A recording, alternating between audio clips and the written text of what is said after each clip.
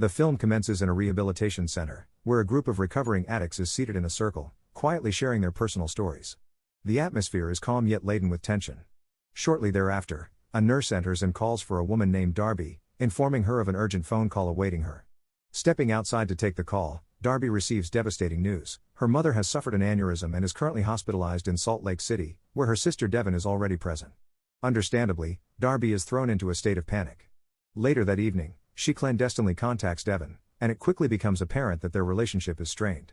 Devin expresses a desire to distance herself from Darby, while Darby, though hurt, remains resolute. This resolve leads her to make a reckless decision. She sneaks out of the facility, steals a car, and drives into the night. While en route, Darby pulls over and we are briefly transported into her past through a haunting flashback, revealing an incident where she overdosed in a car, discovered by her mother and sister. Returning to the present, a police officer approaches her and informs her that all roads are being closed due to an impending storm, advising her to wait at a nearby visitor center. With no alternative, Darby reluctantly complies and makes her way there. Upon arriving at the visitor center, Darby realizes she is not alone. Several other individuals are also waiting for the storm to pass. After heading to the restroom, she checks her phone and finds messages from Devin, who explicitly states that she does not want Darby to come to the hospital. Overwhelmed by emotion, Darby retrieves a small bag of cocaine, briefly contemplating its use before ultimately putting it away. Later, she steps outside into the parking lot in search of a phone signal when she hears a peculiar noise emanating from one of the vans. Driven by curiosity and unease, Darby approaches the vehicle and is horrified to discover that a child is tied up inside. She rushes to open the door but finds it locked. Thinking quickly, Darby takes a photo of the license plate and assures the child that she will return before hurrying back to her own car. Attempting to call 911 proves futile due to lack of service, leaving her with no choice but to return inside the visitor center. As she surveys the other storm shelter occupants, a chilling realization dawns on her: the owner of that van must be among them. Taking a seat, she begins to engage with the others present, including Sandy, a former nurse, and her husband Ed, an ex-Marine. Additionally, there is Lars, who appears socially awkward and reserved, alongside Ash, who exudes confidence and charm. To pass the time, Ed proposes a card game, prompting everyone to gather in a circle. As the game commences, Darby engages in light conversation, inquiring about everyone's origins and destinations. However, this is merely a facade. In truth, she is methodically narrowing down her list of suspects. She recalls that the license plate she photographed belonged to a vehicle registered in Nevada. It is then that she hears Lars mention that he is from Nevada. As the game progresses, Lars becomes increasingly frustrated with his poor performance, causing him to angrily scatter the cards. It becomes evident that something is amiss with him. Seizing the opportunity, Darby excuses herself and discreetly enters an out-of-order restroom, where she attempts to text 911 to report the child abduction. She even sends the photograph of the license plate. However, once again, she finds there is no service. Realizing that assistance is not forthcoming, Darby resolves to take matters into her own hands. Using a hammer, she pries loose a wooden plank from the wall, revealing a narrow opening behind it. She crawls through and carefully navigates around the building to return to the van. This time, she successfully unlocks the door using a thin metal bar and climbs inside. As she begins to untie the child, she notices a medical alert bracelet on the child's wrist. Suddenly, she hears movement. Quickly, she covers herself with a blanket just as Lars enters the van and begins speaking softly to the child. It is revealed that the child's name is Jay. As Lars converses with Jay, he abruptly pauses, sensing that something is amiss. At that moment, Darby notices a gun tucked into Lars's back pocket. Lars eventually sits back and starts rambling about a man he refers to as Uncle Kenny, explaining that he is taking Jay to him. Moments later, Lars exits the van, stating that he will go fetch some snacks for Jay.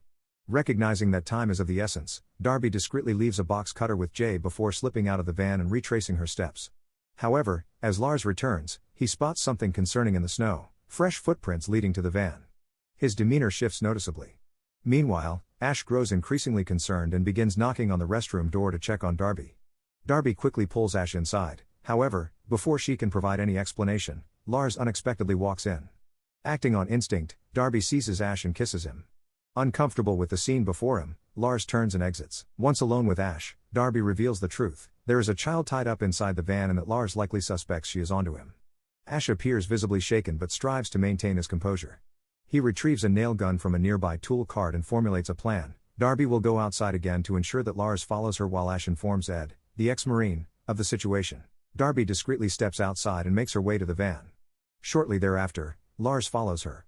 Inside the vehicle, the child, Jay, looks up at Darby and innocently inquires about the whereabouts of the men who abducted her.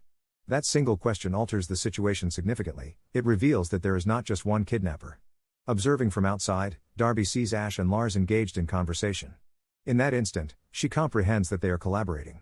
Her heart sinks as she witnesses them exchanging weapons. Ash takes the handgun while Lars acquires the nail gun. They are not there to assist her, rather, they are plotting an ambush. Recognizing the imminent danger, Darby quietly retreats back into the building. Shortly after, Ash and Lars enter as well. Ash corners Darby, seizes her phone, and deletes the unsent messages she attempted to send to 911.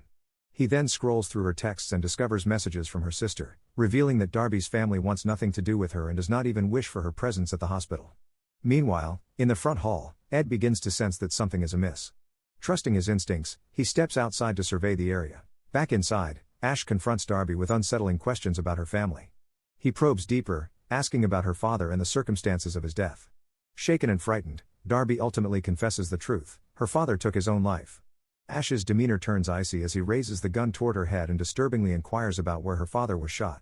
In a moment of desperation, Darby calls him a child molester.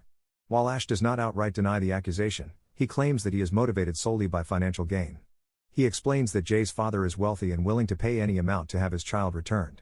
Ash further elaborates that Jay suffers from Addison's disease, indicating that excessive adrenaline could be fatal for her. According to him, Darby's attempts to rescue Jay are exacerbating the situation. Meanwhile, back at the van, Jay quietly utilizes the box cutter Darby left behind to cut through the duct tape restraining her. Just then, Ed approaches the vehicle and attempts to open the door. Curiously, Jay remains silent. Inside, Ash and Darby's conversation is interrupted by Sandy, who requests a moment alone with Darby. Before departing, Ash leans in and issues a chilling threat: if she informs anyone of their situation, he will kill everyone inside. Terrified, Darby remains silent. Although Sandy notices Darby's distress, she does not disclose any information. Instead, she shifts the topic to inquire about brain aneurysms and whether her mother has a chance of survival. Shortly thereafter, the two women return to the front hall and take their seats among the others. It isn't long before Darby observes something alarming: Jay has managed to free herself and slip out of the van. Ash and Lars notice this as well, prompting Lars to rush outside in pursuit of her. Inside, Ed and Sandy remain oblivious to the unfolding events. As Darby heads back toward the restroom, Ash excuses himself and follows closely behind. Moments later, a struggle ensues between Darby and Ash, with Ash quickly overpowering her due to his greater strength. He tightens his grip around her throat, but before he can inflict serious harm, Lars arrives with urgent news: Jay has escaped onto the hiking trail, and they need to locate her. Unbeknownst to Ash, his car key has slipped from his pocket during the altercation with Darby. Seizing the opportunity, Darby discreetly picks up the key as the two kidnappers compel her to accompany them. As they navigate the trail, Darby resists their demands, shining her flashlight directly into their eyes in an attempt to disorient them. Startled by the sudden light, Ash fires his weapon. Although Darby manages to evade the shot, she loses her footing and tumbles down a hill. Back at the building, the sound of the gunshot reverberates within its walls, prompting Ed to investigate outside. In the darkness, Darby crawls away and successfully hides as Ash and Lars search for her. Meanwhile, Ed discovers Jay unconscious on the ground and swiftly carries her back inside.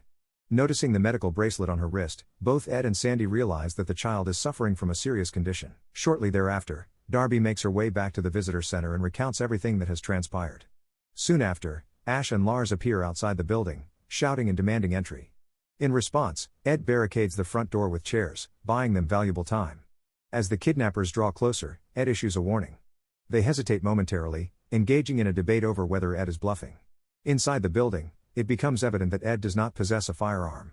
Outside, Ash and Lars alter their approach, claiming that the girl is gravely ill and that they are in possession of her medication.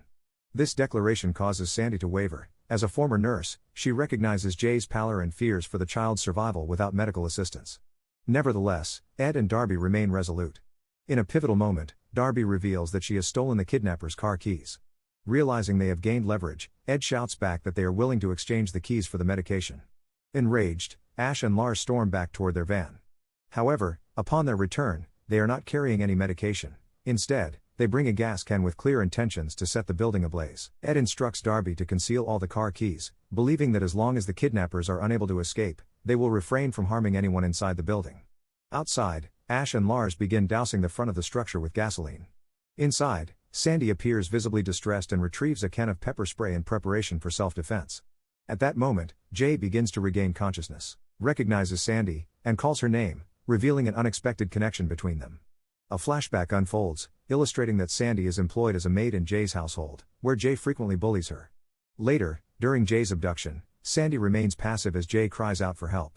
Another flashback depicts Sandy on the phone with Ash, who is furious and demands that she bring Jay's medication to prevent the child from dying.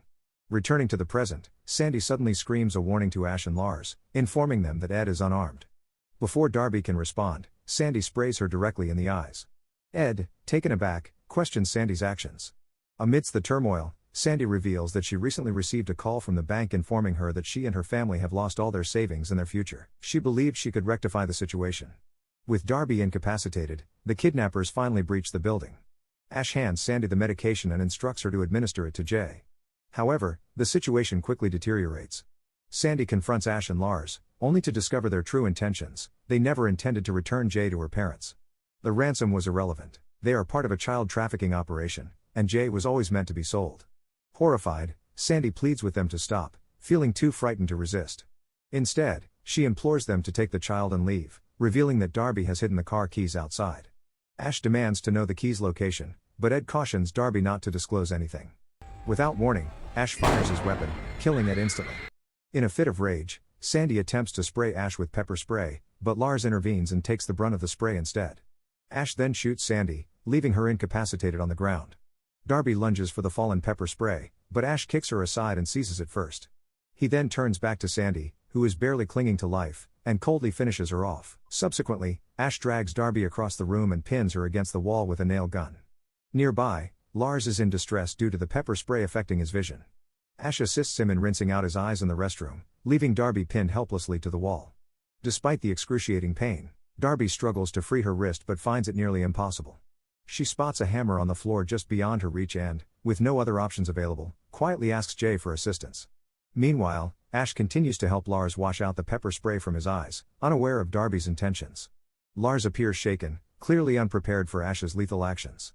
Jay discreetly hands Darby the hammer, however, before she can use it to liberate herself. The kidnappers return, prompting Darby to think quickly.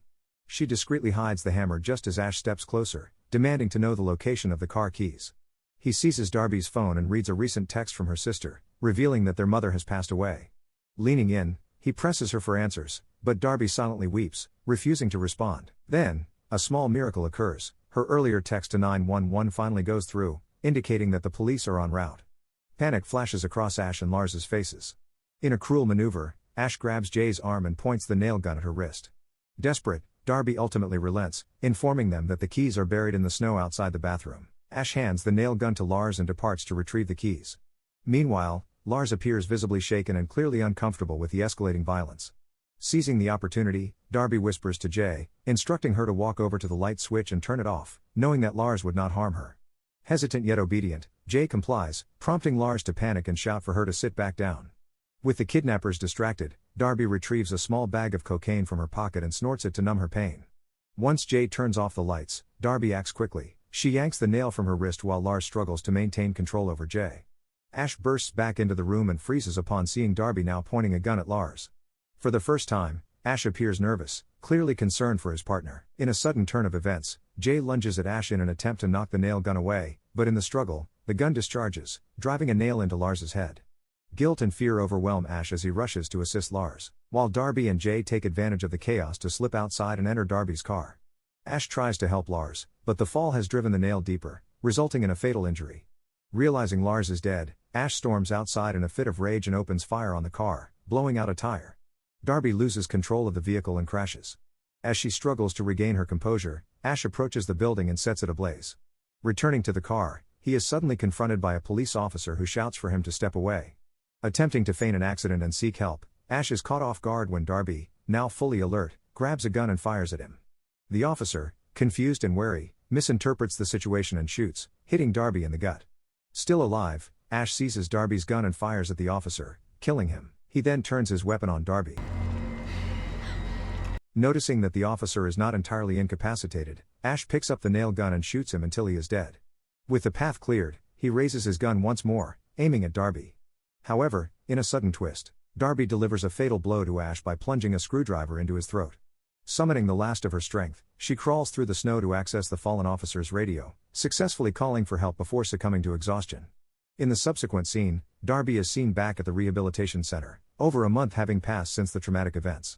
Upon returning to her room, she notices a child's drawing on the wall, a poignant reminder that she has maintained contact with Jay. A nurse then knocks on her door, informing her of a visitor. In the lobby, Darby finds her sister, Devon, awaiting her arrival.